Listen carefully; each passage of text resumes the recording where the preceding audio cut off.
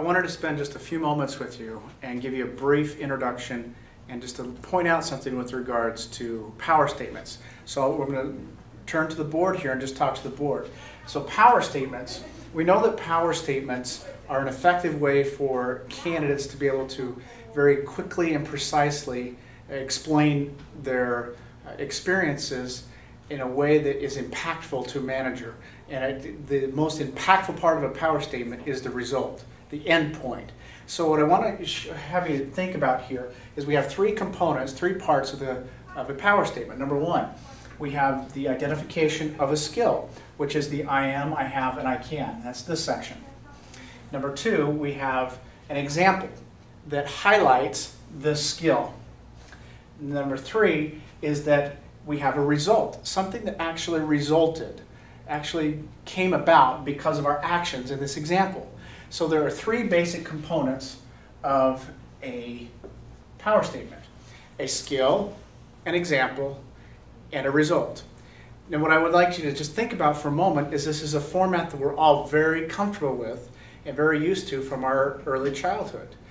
Every story has three basic parts. And the three basic parts of every story are an intro, a body, and a conclusion. If in a story, when you hear a story, if I leave out any part of these three parts, the story becomes confusing to me, and I'm not sure what to do with it.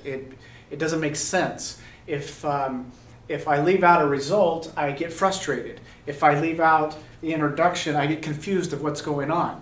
All of you have had the experience, I'm sure, of going to a movie with people, and you go and get a seat, and they're at the concession stand. And the movie starts, and they come into the movie 2 or 3 minutes late, 4 minutes late. They sit down, and you're into the movie, and all of a sudden they start hitting you. Hey, what's going on? Who's that? Is that important? Do I need to remember that? Why is that? It's annoying, first of all. But why is that? It's because, number one, they were late to the introduction. They missed it. And they're struggling to understand what's going on, the context, the people, the characters. They're not sure what to follow. And so they're waiting in their mind to figure out how to do it. The same can be true in an interview or with a candidate who forgets to include or identify or help frame this example. If I don't give you some basic information up front, if I don't introduce it to you, then you're left trying to figure out what and how this fits together.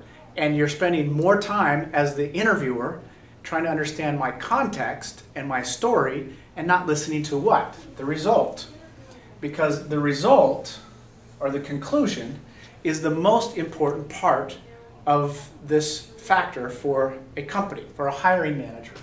So I want the manager, and you as missionaries need to have your candidates focusing on setting the context, giving me a good example, brief example with the right detail, and then pounding home a result. And this all needs to be done in a matter of roughly, I would give them 90 seconds. So a minute and a half for a good power statement.